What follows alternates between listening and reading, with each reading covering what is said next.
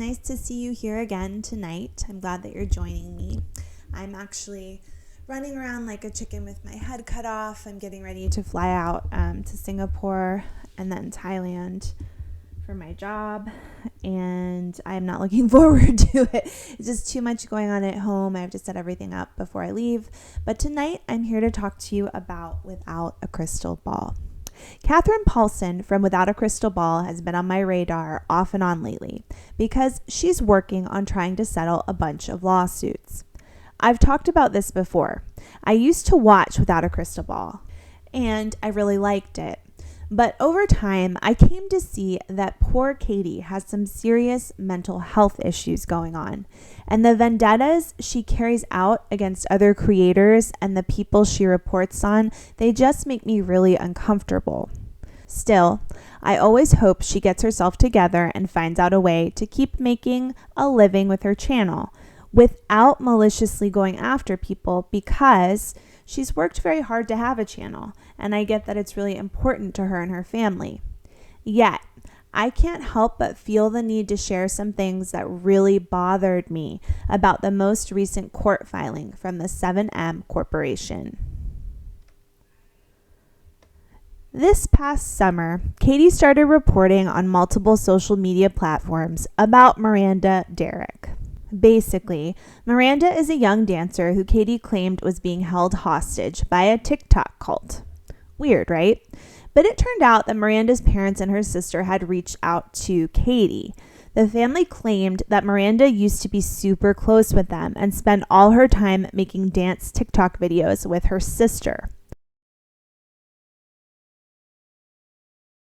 Going to these church things and everything, and she realized Well, we never really addressed that, so I guess we're addressing it. Yeah. Miranda is a part of a religious group, and she's not allowed to speak to us. They tried to get me involved. I did go. I did like it at first, and then I realized there were numerous red flags that I could not ignore and knew that it was not something I wanted to be involved in. And then as soon as I was telling Miranda, these concerns that I had, she would just, oh, you don't understand, blah, blah, blah. And if you guys know, we never fought. Miranda and I were very strange. We were attached at the hip. We didn't fight about anything. And then towards the end, as soon as I decided to leave this organization and Miranda decided to stay, we were fighting constantly. To make a long story short, Miranda decided she wanted to move away from her family and stop participating in the TikTok stuff with her sister. She ended up getting married to another dancer named James Derrick, and they both joined the 7M management company that helped get them paid for posting dance videos on TikTok. Miranda's family was upset because they were like, hey, wait a minute. You were supposed to do TikTok with your sister, and this was like a whole business that we had. Plus, they weren't hearing from Miranda very much, and it really upset them. They told Katie Joy that Miranda and James were involved in a weird church and that they needed help to get them out of this TikTok dance cult. Okay, so Katie Joy was on the case, and she was like, hey, Without a Crystal Ball community, Miranda Derrick is being held hostage, and I need your help to expose this cult. And this is where the SHIT hit the fan. Katie Joy brought a lot of attention to what was going on with Miranda and 7M. Of course, the founder and owners of 7M denied all of the allegations, but even more unexpectedly, Miranda and everyone around her spoke out, asking Katie to stop reporting about them. Miranda went on social media and specifically addressed Katie, asking her to stop repeatedly. Katie refused to stop talking about Miranda specifically, and she just used Miranda's Instagram post to help Katie gain more followers on Instagram.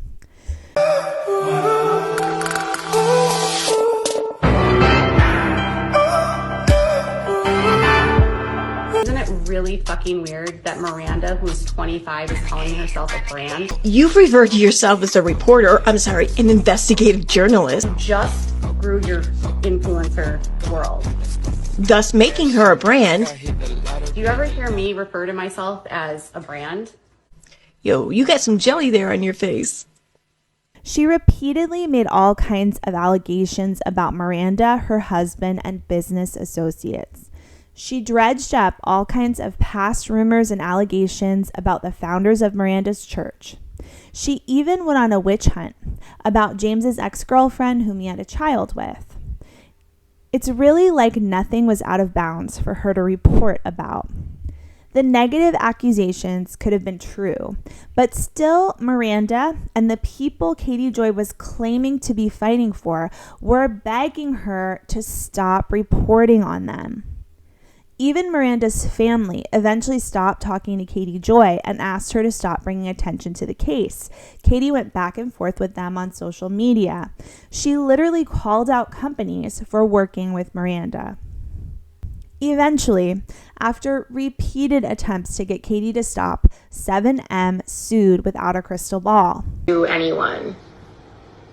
If you sue me, everything comes out, and that's not a threat. That's just literally the truth. And you don't want that. And this isn't North Korea. No, I'm not worried they're gonna sue me.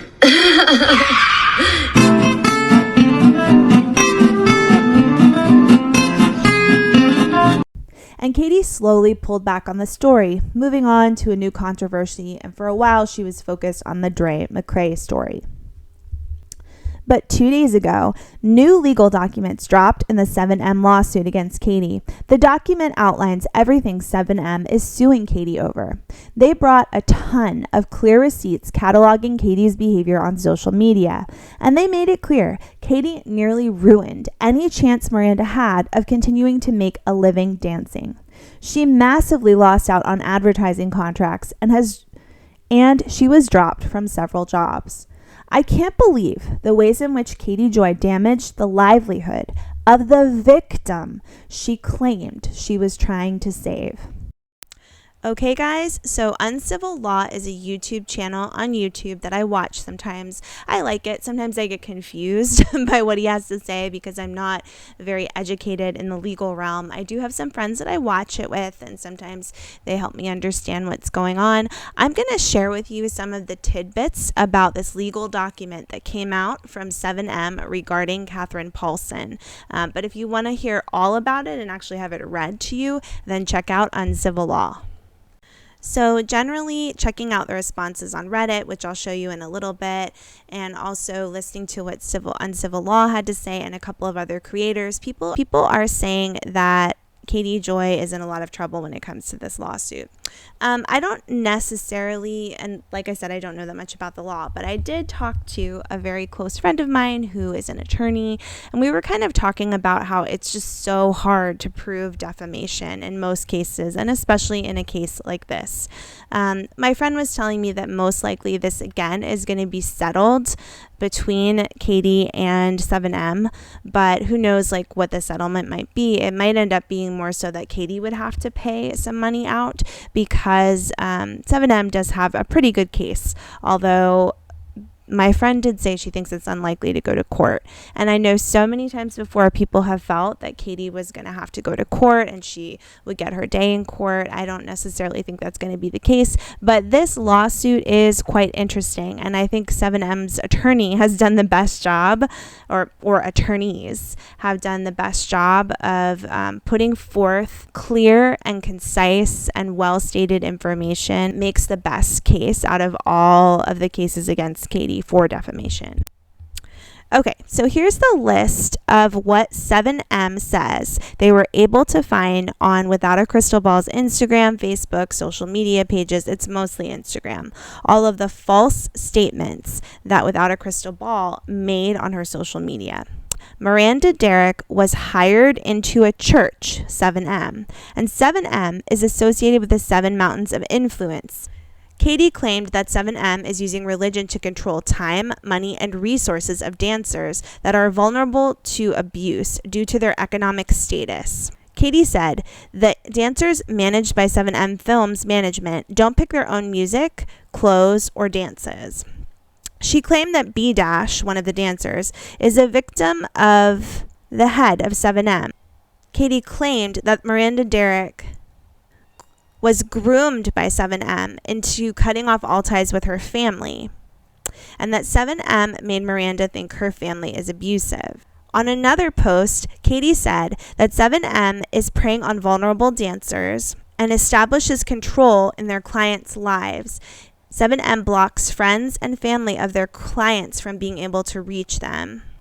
And this is when Katie really wanted to get 7M's attention. She started to claim on her Instagram that 7M was basically participating in human trafficking. 7M stopped Miranda Derrick from being by herself. She wasn't allowed to be by herself or be with her family. 7M clients are all part of the church. Robert Shin believes he gets prophecies from God. 7M cut off all of the clients from speaking with people outside of their organization. 7M is a cult. 7M is like a Jim Jones cult. 7M monitors its clients when they are outside, quote unquote. 7M psychologically abuses its clients, and 7M doesn't allow Miranda Derrick to drive. Okay, folks, so this was just one page of the accusations Katie made on her social media towards Robert Shin and 7M. I think that the legal document itself actually listed about 3 pages of allegations. I'm not going to read them all to you because they're pretty similar, and most likely you have listened to some of what Katie had to say about 7M since it was kind of a big thing over the summer. But I find it very interesting that 7M was able to compile all of this. They have the links to where the judge or anyone operating in the court system can find the posts that Katie made regarding these allegations. And unfortunately for Katie, I think it's obvious that I think there's no denying that these allegations were made. Now, the thing is that 7M really has to prove causation, that they lost money from these allegations and that it was directly caused by what Katie Joy had to say about them on her social media. And I was like, I don't think they'll ever be able to prove that. But the following screenshots kind of showed me differently. Okay, so this one is pulled directly from Without a Crystal Ball's Instagram account. And the title of it is Slavery Still Exists. Katie grabbed this screenshot of Miranda and some other dancers dancing together. Basically, they were getting some kind of kickback or promotional deal from Spanx. So Katie put it on her Instagram and says, Spanx supports women, not cults. Because, as shown here, she emailed Spanx directly and told them, like, you're working with someone who is in a cult and you shouldn't be supporting these people. And then Spanx writes back, thank you so much for flagging this for us. And they go on to say that they're not going to be working any longer with Miranda or 7M due to Katie basically bringing it to their attention. And Katie says, thank you so much. So here we have an actual situation where 7M and their legal document are showing that there was a brand deal for Miranda and that would have gone through 7M, so they were getting some kind of kickback from it as well.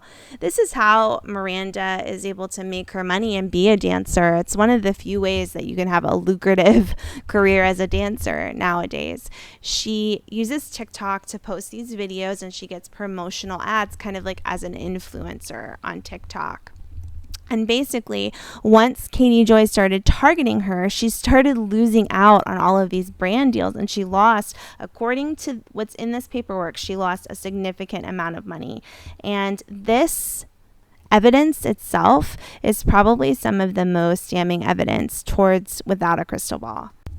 So, okay, basically, the lawsuit is able to show that Spanx, the company, dropped Miranda as an influencer, as a paid promotional advertisement that they were doing, likely because of what Katie Joy emailed to them, and the fact that she was spreading it all over her social media was directly affecting Miranda's bottom line. But guys, it keeps going, because in the very next screenshot that 7M provides for the lawsuit, Miranda messaging back and forth with another company that had agreed to pay her for promotional advertisement. The company says, "Hey Miranda, could you remove our story, please? We have received a lot of criticism due to this collaboration. Thank you for understanding." And later on, Miranda replies, "No problem. It's been taken down. I hope everything's okay." So clearly, again, losing yet another opportunity that she had prior to Katie getting involved in her life. Okay, then 7M and Miranda receive yet another email from a different collaborator. It says, "Hi there, hope you are well. Coming back to discuss the partnership. We feel like there is still some negative publicity going on in the media, so we'd like to not move further with this collaboration. Best," whoever it was. And this was sent to Miranda. They didn't write the best email, but so again, missing out on another stream of income. And I know that Katie knows how important this is. I can get into that later. Maybe I won't get into it as much in this video. But Katie Joy uses her channel to make the entire income for her family. She's told us that before on social media. I do believe her husband sells guitars, but for a period of time he wasn't working at all, which is fine. But I mean, she's highly aware that it's very difficult when people come after you and you lose sponsorships, which I believe has happened to her before. And Miranda didn't have anything to do with Katie losing sponsorships in the past, so she really can't justify taking it out on someone like Miranda. It's so sad because there are plenty more messages and emails that are featured, which are featured in this document, but I'm just going to go through one more, which says, "Hi, this is sent to Miranda from another company. Hi, thank you so much. We really appreciate you. Hi, I hope all is well with you. It has been brought to our attention that Miranda is involved in a bit of a scandal at the moment involving cult accusations. While we wish this weren't the case, Brand is asking that she remove the content posted for whatever the company's name was as soon as possible. Do you think you could get that taken care of? Thanks." And it's from the influencer marketing company. And they did respond that they immediately took it down for the company. And there are just several like messages and emails reflecting the same things going on behind the scenes for Miranda. She's losing out on money. She's losing out on deals.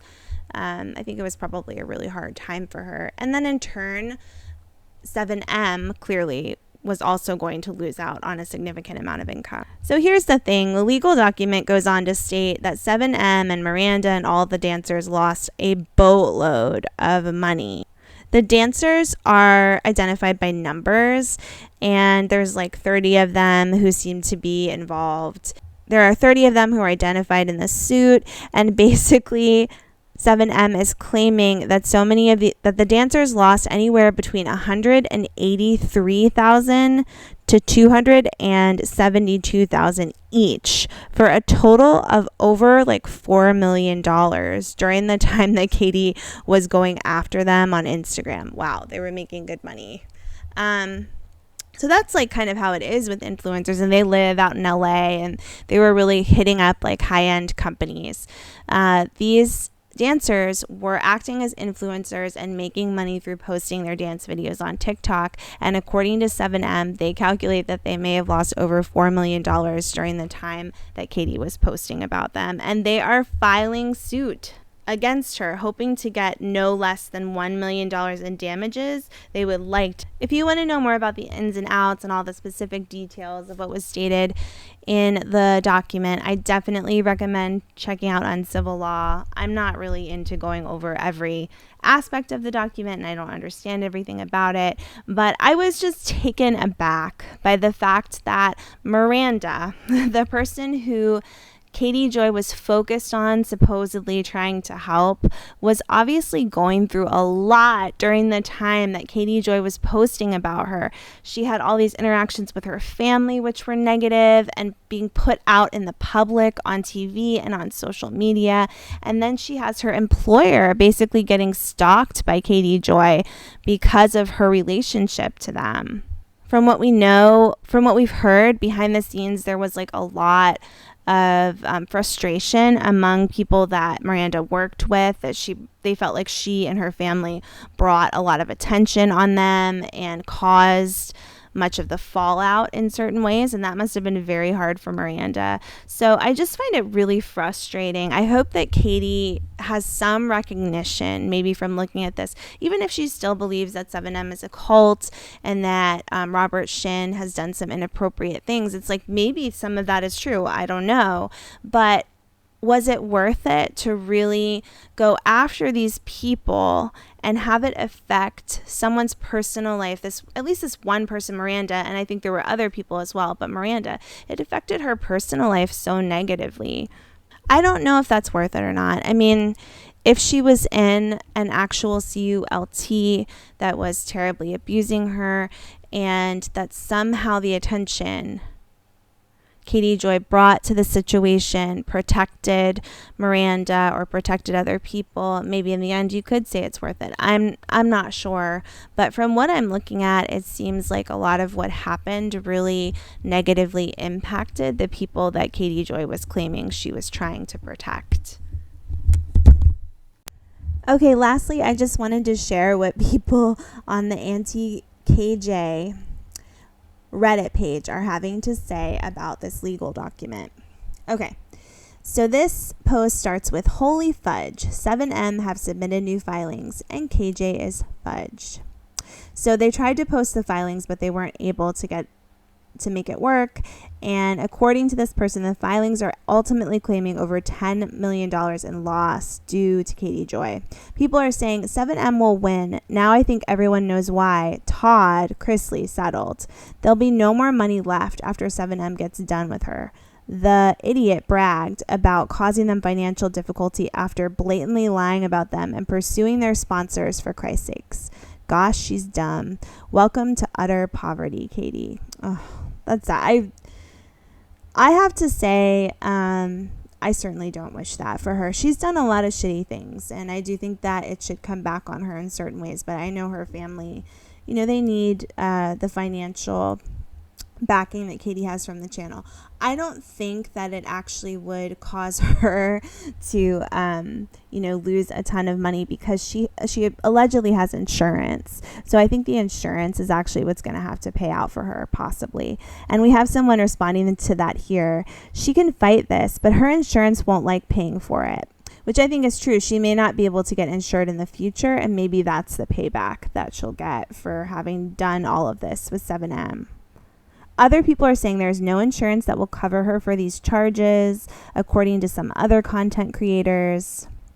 And people are saying that Katie could be in a lot of trouble because she didn't respond to the court. And still others are like, guys, let's not get too excited because Katie Joy gets out of a lot of these things.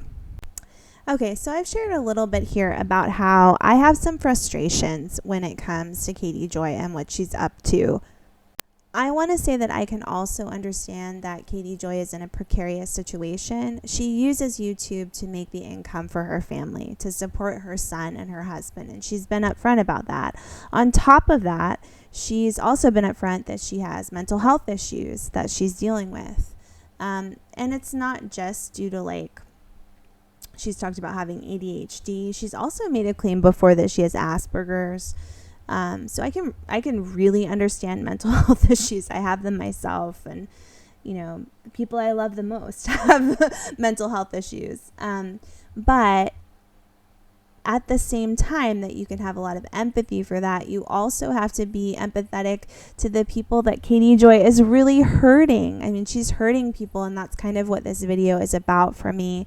I did kind of stay away from the whole 7M thing. I wasn't paying much attention to it when it was going on. I think it was sort of happening on Instagram. So I didn't know that much about it. But now that I see the court filing and I look at what 7M has to say, my biggest concern is Miranda's situation and her family, how it kind of was exacerbated and potentially made a lot worse by what Katie Joy ended up doing with that story. Miranda, as far as I know, is still with 7M. I kind of wonder if it made it harder for her to leave if she had wanted to leave. Because there are issues when you're involved in a high demand religious organization. There are lots of people on YouTube who talk about this. it's not necessarily the best idea to just immediately draw attention to that person and make a huge deal about it and grab them and try to run away with them and say, like, we're going to get them, we're going to save them from the cult. That's not necessarily the best way to handle the situation. There are people out there who have been trained in intervening in these situations and trying to help people. And when you get involved as a person who doesn't have that kind of training, you can make things worse. And maybe that's what's happened here in certain ways. I continue to hope that Katie Joy is going to be okay, that she'll find a way to like keep her livelihood through some kind of social media avenue that keeps her financially sound, but that it will be in a way where she doesn't negatively affect the people that she is talking about and doing commentary about. If you want more information about Katie Joy, I always recommend checking out Renelle Smith, who I love, Nene Marie, Charlotte on the Web, and then there's a bunch of people who kind of exist on the flip side who are more pro sticking with what Katie has to say. You can always check out Unirock, and I think Nonsense on the Web is another one that I've heard of recently. So I like to listen to both sides of every story, so check them out. But I'm pretty impartial to Renelle Smith, who's one of my favorites. And also I featured in this video EKC People Suck. She's interesting and funny to listen to. I think she wants to be like a comedian or something. And I'm a huge fan of Nene Marie. Check out her channel. But I'm so glad I got to chat with you guys about this. Leave me some comments below. Let me know how you feel. I know a lot of you are big Katie Joy fans, and I totally get that. As I stated in this video, I really enjoyed watching her in the beginning of like my journey on YouTube when I started like looking into Josh Duggar stuff, and then the trial came up. I thought she was doing a good job in the fall. I guess this was like a year ago in the fall. I thought she was doing a pretty good job. I was interested in her channel, so I can understand enjoying her content. Not everybody feels that way, but I can understand it. And I'm not here to like break her down or break down her channel. It's just a matter of like looking at the facts of what happened in this case, specifically 7M. I hope you guys have a great night. I'm off to finish my packing and get ready to make sure that my kids are going to be okay while I'm gone for the next couple weeks. I hope to hear from all of you soon, and I hope you take some time to head down your own rabbit hole.